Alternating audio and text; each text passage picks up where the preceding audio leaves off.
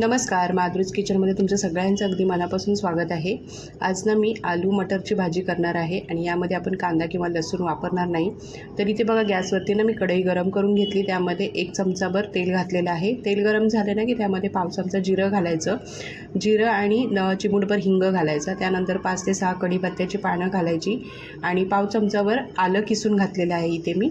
तर हे आता थोडंसं मिक्स करून घ्यायचं तेलामध्ये। त्यानंतर आपल्याला घालायचे आहे इथे 2 मोठे टोमॅटो बारीक चिरून घेतलेले, ते सुद्धा तेलामध्ये असे व्यवस्थित परतून घ्यायचे आहेत। त्यानंतर घातलेल्या इथे पाव चमचा मी हळद, चवीनुसार मीठ, गोडा मसाला घातला आहे पाव चमचाभर। त्यानंतर आपल्याला घालायचं आहे घरातलं जे तिखट आहे ते, तर इथे मी कांदा लसूणचा मसाला वापरलेला आहे 2 चमचे।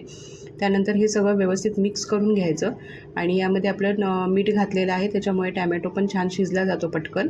तर आता हे मसाला मी चांगला परतून घेतला। त्यामध्ये 1 वाटी इथे मटार घेतलेले आहेत आणि इथे 2 छोट्या साईजचे बटाटे घातलेले आहेत मी। आता हे मसाल्यांमध्ये व्यवस्थित परतून घ्यायचं, हे बघा इथे। त्यानंतर यामध्ये 1 ग्लासभर गरम पाणी घालायचं आहे आणि आता आपल्याला ही भाजी ना झाकण ठेवून शिजवून घ्यायची आहे मीडियम स्लो गॅसवरती।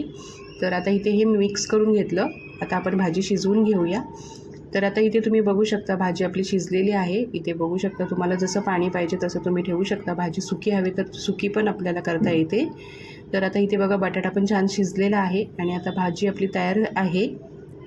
थोडीशी आपण वरून कोथिंबीर घालूया आणि परत एकदा मिक्स करून आपण ही भाजी एका बाउलमध्ये काढून घेऊया। तर आता मी ही ना बाउलमध्ये भाजी काढून घेते। तर आता इथे तुम्ही बघू शकता आपण ही भाजी बाउलमध्ये काढलेली आहे। खूप छान होते, टेस्टी लागते, भाकरी किंवा चपातीसोबत छान लागते।